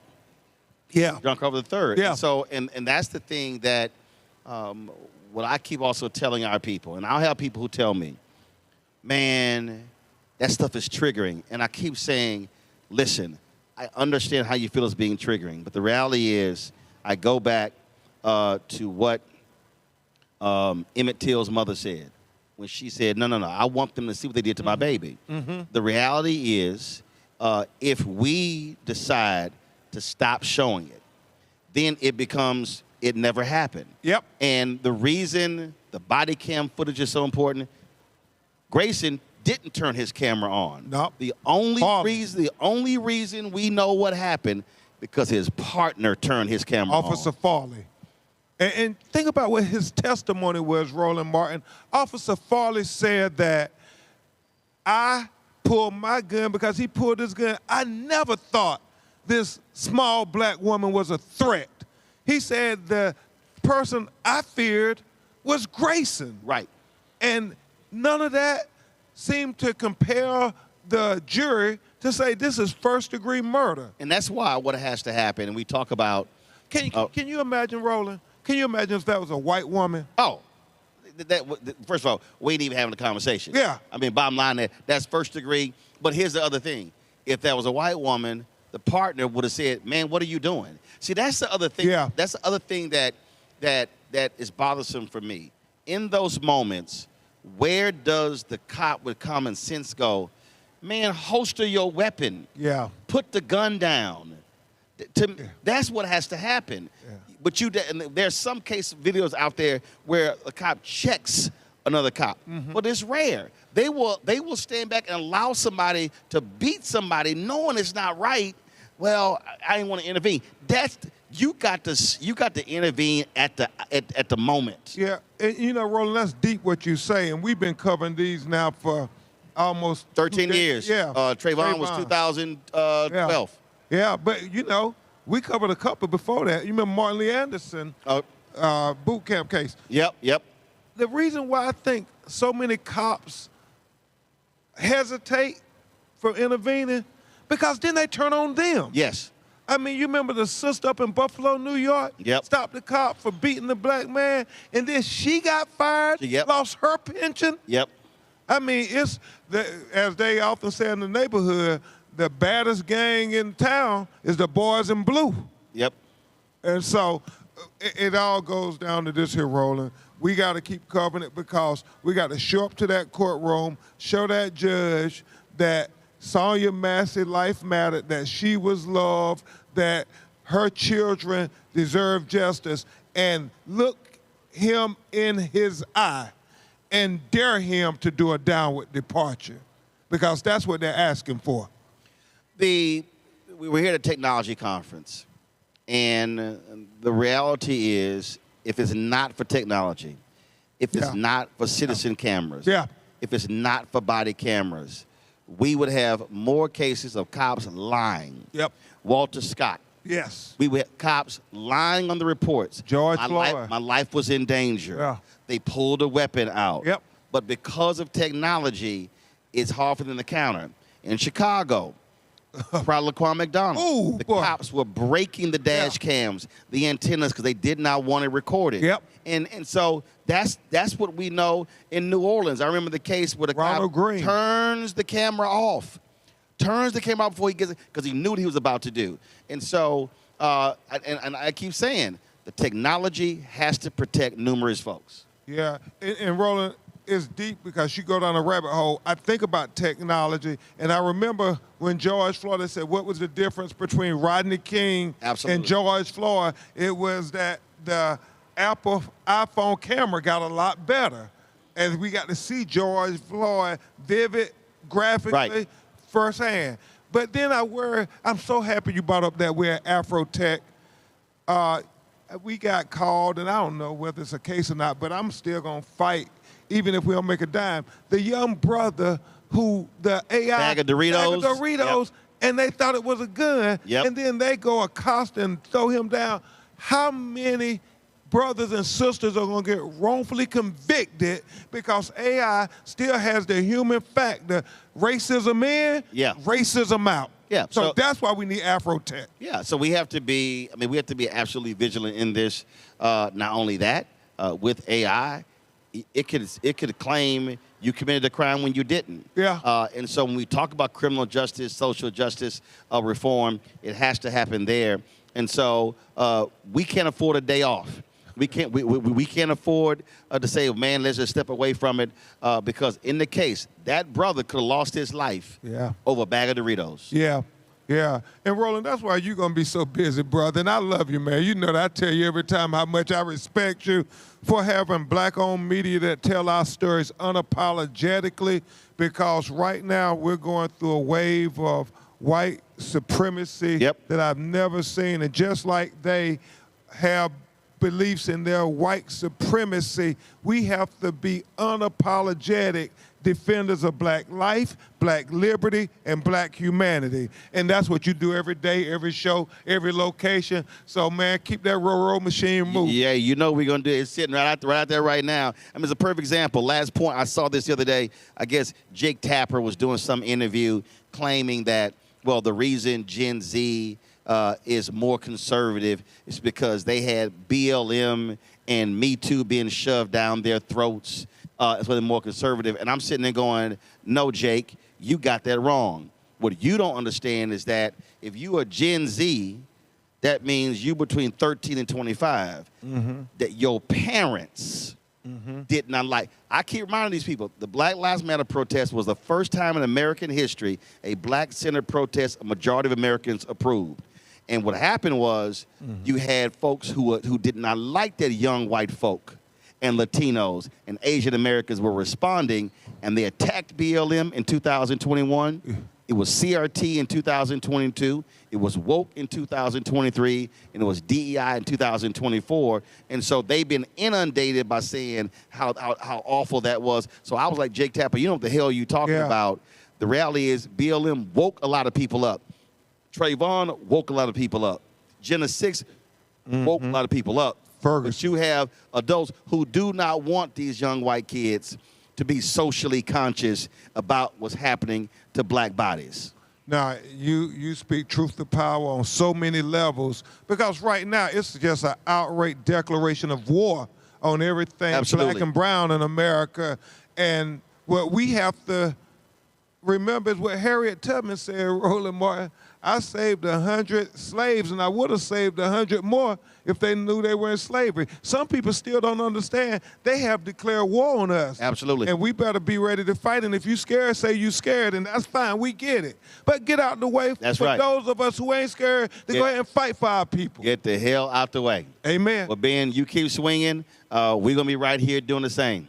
All right, Alpha Man. I appreciate it, sir. All right, love you. All right, folks. We'll be right back. Roland Martin Unfiltered on the Black Star Network right here. AfroTech 2025 here in Houston. Back in a moment.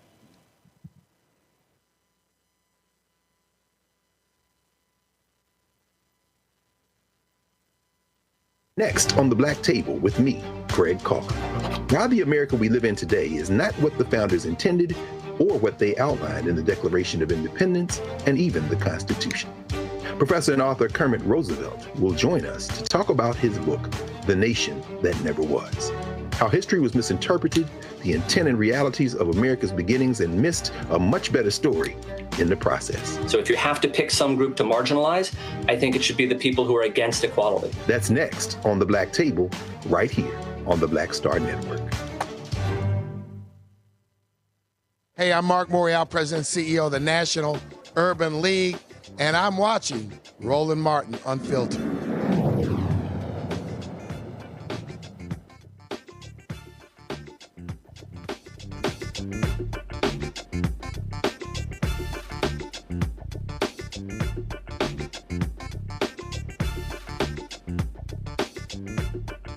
Tech 2025, we're here at the George R. Brown Convention Center in Houston. Glad to be here. Cybersecurity is a real issue. Y'all know, some of y'all out there, y'all have clicked on the wrong damn email. You're getting these strange Coinbase text messages. You're getting messages saying that you bought something, then you, I don't know what this is, and you call that number, boom, they got you. And so it's really important in today with technology that we protect ourselves at all costs. And my next guest is someone who knows a little bit about that. She is the founder of Peachy Geek, Dakota McDonald. How you doing? Doing really well, Roland. How are you? Great. All right, so first of all, how did you get involved in cybersecurity? Did you stumble into it, or did you say, you know what, you were 6 years old, I really want to do cybersecurity? Yeah, I don't come from a family that knows much about security, but my family did know a lot about hard work, and I got my start doing a lot of service work as a firefighter EMT. And that gave me that penchant for being, of service to other people. And I've always been interested in technology. And so my, path sort of led me to cybersecurity, being able to be of service. But I'm a creative at heart as well. And so that's kind of where Peachy Geek came from. Well, first of all, it's crazy now. I mean, literally the scams, everything.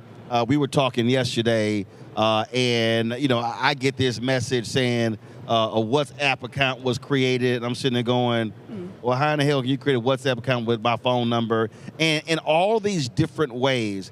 And scammers, technology has made scamming so easy. We thought the phone call scams and the email scams were crazy. Now with phones, texts, and now all the social apps, talk about how really wild it is, and how for folks like you, it's constantly trying to stay a step ahead of these folks. Yeah, absolutely. With the rise of AI, it's really easy to create different schemes to get people's credentials, get their name, image, and likeness. And more importantly, too, get your time and attention. And in a lot of ways, with the rise of AI, it's getting harder and harder to spot, those different phishing attacks, as we call them in the security world. A couple of different ways that you can protect yourself, but as that's getting harder, you can utilize, AI to be able to help you with that. Different things that you can spot. For instance, the link itself, does it look like a reputable link? The sender, is that somebody who you're familiar with? Yeah, I get those, especially the people who invite on podcasts. And so, again, you're looking at the markers. It's like, Dear Roland Martin, okay, right there. And it's always the same form. So what I do is I'll click the email, and I'm like, Chelsea Handler's show is not sending me an email from some Gmail account. Absolutely. And then a lot of these folks I know. So I think one time I got an email from the Joe Budden podcast. So I text Joe, Breakfast Club. I text Envy or Charlemagne. So it's happened so many times. And because it's a form, now I laugh every single time. And then what gets me is the third email. You didn't respond. No, dumbass, I didn't respond because you're not real. Right. And you're not doing a really good job at trying to convince me of it either. Right. But you bring up a good point of trust but verifying. So reaching out to the people who you know and saying, did you send me this? A lot of ways, that's the best way to protect yourself, is tapping into that verification. But also just study the forms that they use. And so wait a minute. This email looked the same as 4 other emails I got. Nah, that says, and then of course, anytime when the email, when it's Dear Roland Martin, nobody sends an email with the full name. No. And so they're just things like that I'm always looking at. And what I said to you yesterday was, when something comes up, my first response is not to press. Right. The first response is, this look kind of fishy. So now I'll check the email, I'll check all these different things, and I will never click anything in that email because that's going to take you somewhere else. Right, and like we talked about, it takes your time, it takes your attention, but you bring up another great point of being able to look at those behavioral-based indicators of how people communicate. Threat actors, as we call them in the security world, they tend to be a little bit more formal in that way of addressing you, because they don't want to set off any alarm bells, But as humans, we have that natural sniffer that we can identify whether or not something is suspicious or malicious. But like we said, it gets harder and harder with AI to kind of keep on top of that and identify. So it's an ever-evolving process for both sides. But I think as we see threat actors get more and more sophisticated, get more and more creative, because that's only natural, we'll see technology, be able to cushion that blow with humans ourselves being able to be more educated on these different concepts of security, like phishing and getting links over social media, which is a really big breeding ground for cyber-based attacks, because they want your credentials, they want to assume your identity, be able to speak on your behalf. And you got to be as stringent as possible to knock it out. You get a DM. Hey, there's a security issue.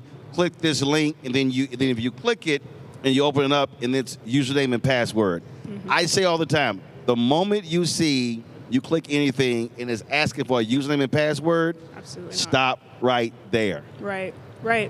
And also too, being able to look into, you brought up another good point, all elements of that email. So the sender of the email, the domain of it. If I'm getting an email from Microsoft, let's say, for instance. Right. But this is coming from a Gmail account, I know that's not legitimate. Right. And also, too, I shouldn't be receiving an email at 2 o'clock in the morning, to give any sensitive information, no banking details, nothing like that. I'm not giving any of that government-related information. Right. Yeah, to somebody I don't know, especially on the internet. And so share with folks how you take Apple, you take other companies.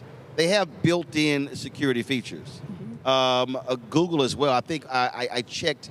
I wanted to see who was trying to get into my email, and I forgot what I went through. I was talking about Digital Guy, and we went through, and it was same thing. It was like at 2:30, at 2:48, at 3:15, at 3:30, all these different, and I'm looking at the country of origin, all this sort of stuff is kind of like, yeah, I see what the hell y'all were trying to do. And that's one of the things you can tech. So let's talk about two-factor authentication. Should folks do that? Absolutely. Yes, multi-factor authentication, two-factor authentication is that second layer added step of being able to say I am who I say I am. And a lot of ways threat actors are taking advantage of that with QR code-based attacks, where, for most individuals, most businesses, unfortunately don't yet have multi-factor authentication set up. So with that, you'll have these threat actors send emails on behalf of their IT or on behalf of Microsoft, let's say, for instance, or, just try to get the individual to set up multi-factor authentication as a consumer, when in reality, they're not Duo, Microsoft Authenticator, they're not, Okta or Cisco. And what they do from that is, you set up that spoofed multi-factor authentication, you give them the credentials, so now they have that one-time passcode. Boom. To use and have your resources. Right, absolutely. And, okay, so you have that. Now, there's been a raging debate in one of these group chats I'm in, because some people use their cell phone as the notification versus their email. Which one should folks actually use? So when we need to send an alert, is this you? Yeah. Is it better to do with the email or the cell phone or through a text? I think it depends on the person, whatever they're most comfortable with. So most individuals, text is the best way to reach us. Me personally, if I'm going to get a multi-factor authentication, I prefer to have it from the app itself that I've set up as my authenticator. Also, one thing to mention too, you brought up with Google, the security checkup, which they'll take the users through to be able to see whether or not they have those two-factor authentication set up, best password policies, whether or not that's in place. Another good area for users to, make sure that they're hygienic, if you will, with their security on Google. But I like to use the apps specifically. Gotcha. Yeah. Now, what about the authenticator apps? So let's say you're able to put in, so again, I'm going to say just Google Authenticator, so you can put in Dropbox, Twitter, whatever, then all of a sudden, when they ask you to authenticate, you got to go to that number and then put that in. Right. Yep, that's exactly the process. That's what I use myself. And it's a bit of a bear. It's a bit annoying, but if it's going to protect me in the long run of not having to lose all of my data on Facebook or Google or Dropbox, then I'd rather take, the 10 seconds to put that password in that says who I say I am. So let's talk about passwords. A lot of people have real simple passwords. That's easy to get into. What does it make sense for someone to sit down and come up with a 12-letter password that has exclamation points in it, one in it, ampersand in it, and of course you need to save it so you know what the hell it is. Right. That makes a hell of a lot more sense than just real simple words, things along those lines. Yeah. One thing I would recommend is using Google's password manager. Google is the only one that has one. Apple has it as well, where it'll create very complex special character Apple be like, passcodes. Do you care to use a strong password? Right. And it'll save it automatically to your iCloud account. Personally, that's something that I think is a great option if someone can't think of something, a passphrase, for instance, that they want to use. But in other ways, I highly recommend people to get creative and, think of passphrases to themselves that they like to use, but be unique, because if you think like a threat actor, if you want to get into somebody's account, you're going to think about the things that they're most interested in. You're going to think about their pet names and, what street they grew up on. We all get those security questions for the verification. So personally, for me, I'd rather just, in the day and age of the internet where I have social media and it's easy for people to know what I'm into. Yeah, that's easy. Yeah, I'd rather have something else create my password that's going to be very hard to crack. Absolutely. A couple more questions. One, VPN. Explain to folks what that is. And for those of us who travel a lot, you're in airports, you're in hotels, you're using Wi-Fi networks. Now these folks are stealing stuff by plugging into USB ports in airports, whatever. Does a VPN make sense? Well, the person don't explain even what that is. Yeah, so a VPN is a virtual private network, and it creates an encrypted tunnel for individuals to be able to use the internet, use their resources without the information being easily encrypted by a threat actor. Is it a device or is it on the computer? It can be both. It can be on a device or a computer. It's a service as well that can be offered that's available for any type of device. And so if you use a VPN, you're using that to be able to access the internet, and how's it protecting you? Yeah, so it masks your IP. So for instance, if I'm in Chicago and I want to be able to get on Netflix and watch something that's maybe based in another country, I can utilize a VPN and select the country that I want to, mask that I'm from, and be able to watch whatever TV show or movie that I want to do. That's in a nutshell what VPNs are. Okay. Any other basic principles that people need to be utilizing around to protect themselves when it comes to cybersecurity? There's a couple of things. One, I think cybersecurity falls back on, like I had mentioned previously, having that trust, but the verification of the information that you're reading, what you're taking in. Is it legitimate? Is it, is that integral, or does that information, is it authentic is the word that I'm looking for. Cybersecurity starts with ourselves, making sure we're doing the best we can to be protected. And little things of setting a multi-factor authentication for your social media accounts, for having the default not to click on links, no matter where they're delivered to. Right. Social media or email. Those are likely the biggest things you can do. And especially when it comes to the cell phones as well. You see a phone call that you don't know who it's from, don't answer it. Yeah. Because they're hoping they want to record you saying hello. Right. And because now, we're operating now with AI, and they want to be able to mimic your voice, because sometimes folks use their voice to be able to access their accounts, stuff like that. Right. Absolutely. All right, then. Yeah. Well, Dakota, we certainly appreciate it. Thanks a bunch. And great tips. Yeah. Thank you so much for having me. Thank you. Folks, that is it for us tonight from AfroTech. We got lots more content we're going to be sharing with you on tomorrow. But that's it for us. And I am actually going to be speaking tomorrow night. We have a guest host tomorrow. I'm speaking tomorrow night, giving the keynote speech at the National Panhellenic Convention happening here in Houston. So I look forward to giving that speech on tomorrow night. I might see y'all in Atlanta on this weekend, the National Association of Black Journalists. We got our board meeting there, so I'll be in Atlanta for the weekend. Don't forget Monday. We got 2 shows on Monday, 11 special edition, y'all, 11:30 a.m. to 1:30. We're going to be live from Suffolk, Virginia.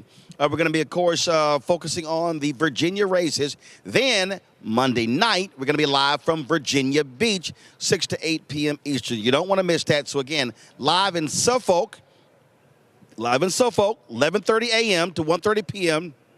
Monday, live Virginia Beach, 6 to 8 p.m. Then, of course, election night takes place on Tuesday. We're going to be broadcasting live as well. We have live coverage right here on Roland Martin Unfiltered. So lots and lots and lots to uncover and unpack, folks. We appreciate Morgan DeBond, the whole team at Blavity and AfroTech for their hospitality. It's been great covering this over the last few days. And so, again, we met some great people, got some great content as well. Folks, don't forget to support the work that we do. Join our Bring the Funk fan club. Your dollars make it possible for us to do the work that we do. If you want to contribute via Cash App, use the Stripe QR code. You see it right here, bottom left-hand corner.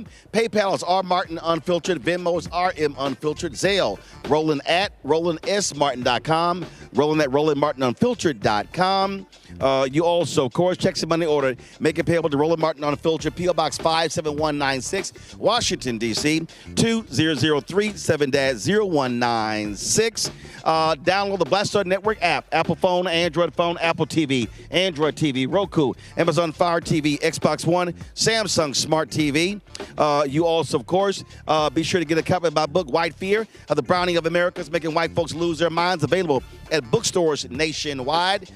Be sure, of course, to also support get our Roland Martin Unfiltered Black Star Network swag. You can get that by going to shopblackstarnetwork.com. Shopblackstarnetwork.com. Also, support the black-owned businesses that we have on shopblackstarnetwork.com. By going to our marketplace. So all those products you see are black-owned companies right there on Marketplace. And so you see all the products there on the desk. Get all those products right there, shopblackstarnetwork.com. And, of course, also support fan base. They've raised now $13.5 million. They're $3.5 million away from hitting their Series A goal of $17 million. If you want to invest, go to startengine.com/fanbase. startengine.com/fanbase. Folks, that's it. I will see you. Hey, y'all, we got this. We got a new shot, y'all. We got an 18-foot crane. So now we've been real fancy. And so we really doing up. So I'll see you guys tomorrow right here, Roland Martin Unfiltered on the BlackStarNetwork.com. That's it for us from AfroTech in Houston. See you next year for the 10th anniversary. Holla!